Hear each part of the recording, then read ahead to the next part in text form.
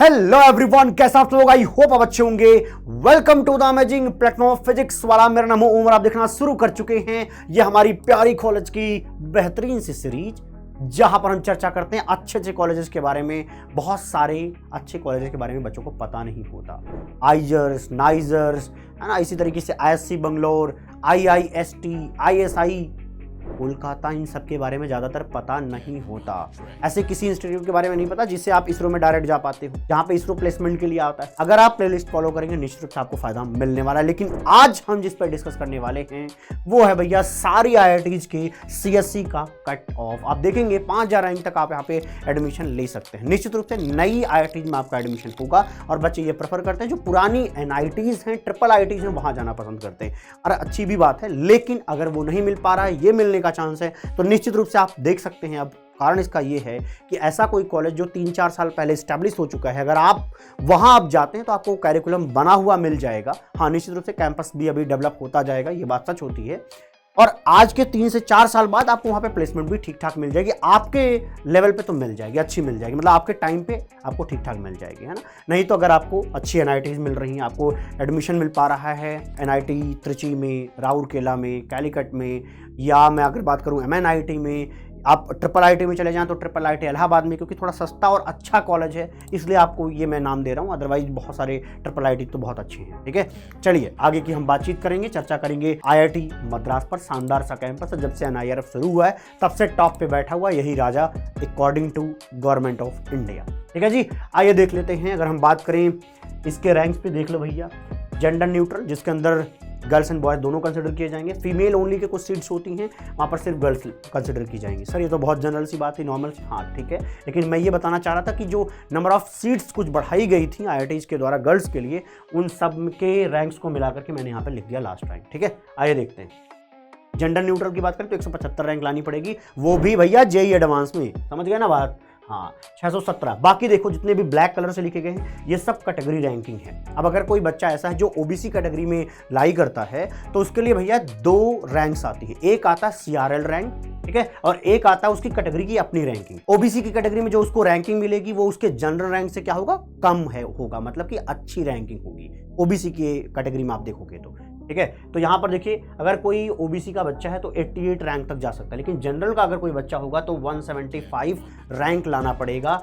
ये जनरल की रैंक है, ये उनके अपने कैटेगरी की रैंक है, ये बात समझना। अब एक तरीके से समझो ना, OBC का बच्चा, एक तरीके से मैं तुम्हें कहूँ तो जनरल के हिसाब से मैं गेस कर रहा हूँ कि मान लो कि कोई बच्चा 300 रैंक पे है, 300 CRL रैंक उसकी है, तो उसको करीब करीब 88 रैंक मिल रहा है अगर OBC में, तो आप समझिए कि आपकी रैंक एक तरीके से क्या हो रही है, कैटेगरी लगने की वजह से आपको यहाँ पर एडमिशन मिल पा रहा है। कई बच्चों को ये कंफ्यूजन रहता है, इसलिए मैं बता रहा हूँ। ठीक है, तो जो रेड कलर से लिखी गई हैं ये CRL रैंक्स हैं, क्योंकि ओपन के लिए, जनरल बच्चों के लिए कोई भी कैटेगरी नहीं लग रही होती ना, लेकिन बाकी में लग रही होती। तो ये जो कुछ भी लिखा है उनके कैटेगरी की अपनी रैंकिंग है। बहुत सावधानी इसलिए बता रहा हूँ क्योंकि मैंने कमेंट देखे थे कुछ जहां पर बच्चे कंफ्यूजन में थे। अब बात करते हैं अपने प्यारे IIT दिल्ली के बारे में। अगर मैं बात करूं जनरल के बच्चों की तो 102 रैंक लाने पड़ेंगे, 450 फीमेल के लिए। बाकी आप यहाँ पर कैटेगरी के हिसाब से रैंक देख सकते हैं, चाहे तो स्क्रीनशॉट ले लीजिए। आगे की बातचीत है भैया किस पर, हाँ, सबके प्यारे, है ना, सबके दुलारे IIT बॉम्बे। जबरदस्त कॉलेज, जिंदाबाद कॉलेज, बताने की कोई खास जरूरत नहीं। हाँ, इसका भी आपको कॉलेज रिव्यू दिया जा चुका है। वो कॉलेज रिव्यू आपको मोटिवेट भी कर सकता है। अगर आप क्लास 11th में है, 10th में है, तो आप देख सकते हैं। बाकी कैंपस के बारे में जानना है तो ये भी देख सकते हैं। और मैंने क्या IIT दिल्ली के बारे में भी बना दिया है, तो आप चाहें तो देख सकते हैं। जल्द ही IIT मद्रास पर चर्चा होगी। वैसे IIT मद्रास पर में एक डिग्री होती है जो इनिशियल डेज में ऑनलाइन होती है, आप बाद में कैंपस भी जा सकते हैं। वो है bachelor of science in data science and application. उसके बारे में भी डिटेल वीडियो बना रहा हूँ, उसको भी आप देख लीजिएगा, प्लेलिस्ट के अंदर मिल जाएगी। ठीक है, आइए अगली बात और चर्चा कर लेते हैं अपने इस IIT बॉम्बे पर। सिर्फ 61 रैंक पर आप यहाँ पे जा पाओगे, देख रहे हो, 2 डिजिट की रैंक चाहिए जनरल के बच्चों के लिए।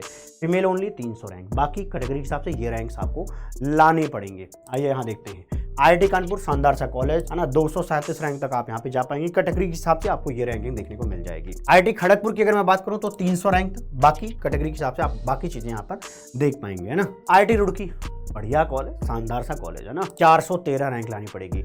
ये उन बच्चों के लिए मोटिवेशन का भी काम करना चाहिए, भैया मेहनत करनी हमें पड़ेगी। जो अभी जागृत नहीं है, अभी सो रहे हैं, क्लास 11th में पढ़े हैं, लेकिन वो सोच रहे हैं अरे हो जाएगा ना किसी तरीके से। अरे भैया अपने सीनियर से तुम पूछ लेना, है ना। चैट में बहुत सारे बच्चे बता देंगे कि उन्होंने भी थोड़ी गलतियां कर दी हैं, तो वो तुम ना करो, सावधान हो जाओ। ये सब इस काम भी आते हैं। मोटिवेट कर लीजिए अपने आप को। आईआईटी गुवाहाटी की बात करूं, क्या भैया कैंपस है, शानदार जिंदाबाद कैंपस जिसको कहते हैं, वो है आईआईटी गुवाहाटी का कैंपस, है ना। मेरा तो मन कर रहा है कि मैं सारी आईआईटीज़ को एक बार घूमूं, विजिट करूं, उनको वीडियो शूट करूं, उनके बच्चों से, वहाँ के बच्चों से मिलूं, जो हमारे अपने PWNs हैं उनसे मैं कॉन्टैक्ट करूँ।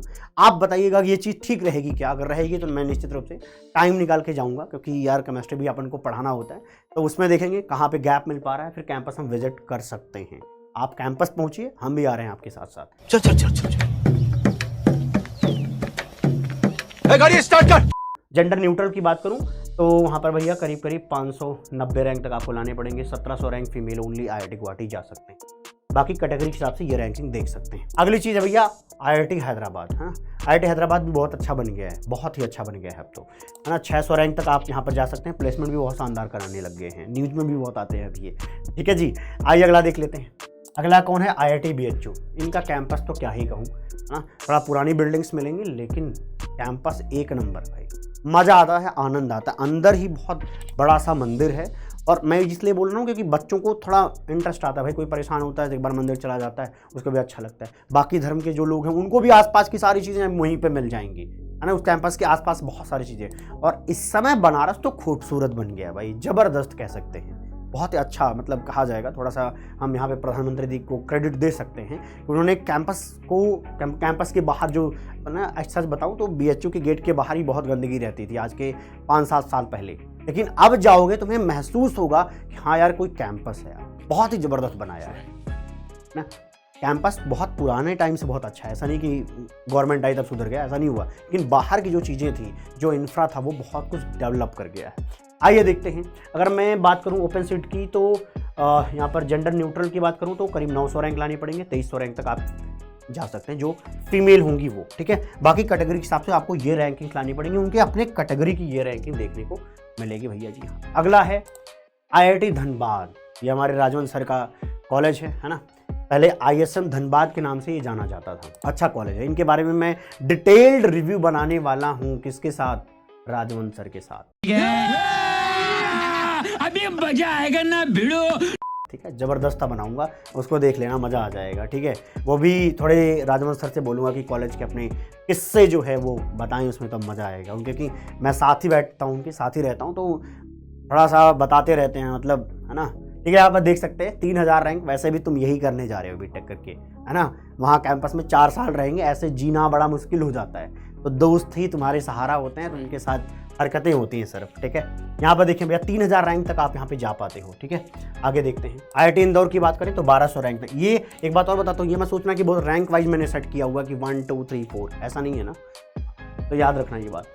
IIT इंदौर की बात करें तो भैया जी 1200 रैंक तक आप यहाँ पर CSA ले पाएंगे। IIT मंडी की बात करें तो 3000 रैंक तक आप यहाँ पर जा सकते हैं। बाकी कैटेगरी के हिसाब से आप ये रैंकिंग देख सकते हैं। गर्ल्स के लिए भैया 6000 रैंक तक आप यहाँ पे जा पाओगे। मतलब समझ रहे हो ना, उनके लिए तो यार, गर्ल्स के लिए तो बहुत अच्छा कॉलेज हो जाएगा IIT मंडी भी। IIT रोपड़ की बात करें तो 1883 यहाँ पे CSC के लिए रैंक लगेगी। एक मेरा बच्चा यहाँ पे पढ़ रहा है, मेरा बच्चा मतलब समझ रहा है ना, स्टूडेंट मेरा, नालायक प्राणी। IIT गांधीनगर की अगर मैं बात करूं तो 1300 रैंक तक आपका यहाँ पे एडमिशन हो पाएगा। बाकी कैटेगरी के हिसाब से ये रैंकिंग आप देख सकते हैं। IIT जोधपुर की अगर मैं बात करूं तो IIT जोधपुर में भैया 2500 रैंक के अंदर लाना पड़ेगा, मतलब 2430 रैंक लानी पड़ेंगी। फीमेल के लिए 5000 रैंक तक लाना पड़ेगा। बाकी कैटेगरी के हिसाब से ये रैंकिंग रहेगी। अगला है भैया IIT पटना। IIT पटना में भी देखिए 2600 रैंक तक में एडमिशन आपका यहाँ पर हो पाएगा। ठीक है, फीमेल के लिए 6000 रैंक तक आपका एडमिशन यहाँ पे हो पाएगा। आइए अगला देखते हैं। IIT भुवनेश्वर की बात करें। अब IIT भुवनेश्वर नया कॉलेज नहीं माना जाता भैया, पुराने कॉलेज में आएगा, क्योंकि इनको अपना कैंपस अब मिल चुका है। अब 2015 की बात है, जब मैं पढ़ रहा था अपने IIT, तो मेरा दोस्त था वहाँ पे, तब वो लोग शिफ्ट हो रहे थे नए वाले कैंपस में। इसका मतलब अभी 7-8 साल हो चुके हैं, तो आप ये समझिए अच्छा कॉलेज अब हो गया आपके लिए। ठीक है, तो 2700 रैंक लाना पड़ेगा, तब आप यहाँ पे जा पाएंगे। अगला देखते हैं। IIT तिरुपति की अगर बात करें तो यहाँ पर 4000 रैंक और 6000 रैंक फीमेल ओनली के लिए है। आइए अगला देख लेते हैं भैया। अगर आपको इस IIT में जाना है तो भैया जी आपको लाने पड़ेंगे 4718 रैंक, ठीक है। IIT जम्मू की बात करें 4600 रैंक लानी पड़ेंगी, मतलब 5000 रैंक में लास्ट वाली जो IITs होती है उन पे आपको एडमिशन मिल पाएगा। IIT गोवा की बात करें तो 3800 रैंक तक जा सकते हैं, ठीक है जी। आइए अगला देखते हैं। IIT भिलाई की अगर मैं बात करूं तो 5172 रैंक तक आप यहाँ पे लाभ ले सकते हैं, ठीक है जी। अगर धारवाड़ की बात करें, शायद धारवाड़ बोलते होंगे इसको, IIT धारवाड़ है, बाकी लिख सकते हो, आपकी गलत बोला था मैंने या सही बोला था, तो आपको करीब देख लीजिए भैया फीमेल ओनली के लिए 10,000 रैंक, सॉरी 9,000 के अंदर रैंक लानी है, यहाँ 5,000 रैंक तक आप आराम से आ पाएंगे, ठीक है जी। अब अगर मैं अब की बात करूँ तो हाँ, अब कह सकता हूँ कि अगर आप एडमिशन लेते हो तो आपकी प्लेसमेंट ठीक ठाक लग जाएगी, उसका कोई शक नहीं है कि नहीं होने वाला है, ठीक है। ओके, और एक बात और बताता हूँ, जो नई IITs खुलते हैं ना उसको पुरानी IIT से लिंक कर दिया जाता है, तो वही लोग उसको संभालते हैं, उनके कैरिकुलम को, उनके टीचर्स को हायर करते हैं, तो सारा काम वही करते हैं। तो उनका मतलब कोशिश होती है कि ज़्यादा से ज़्यादा 1 से 2 एकेडमिक ईयर में सिस्टम सेट कर दिया जाए ताकि बच्चों को ज़्यादा प्रॉब्लम ना आए उनके प्लेसमेंट आते आते, ठीक है जी। आइए मिलते हैं अगली वीडियो में, तब तक के लिए खुश रहिए, प्रसन्न रहिए, आबाद रहिए, जिंदाबाद रहिए, bye bye, take care, love you all.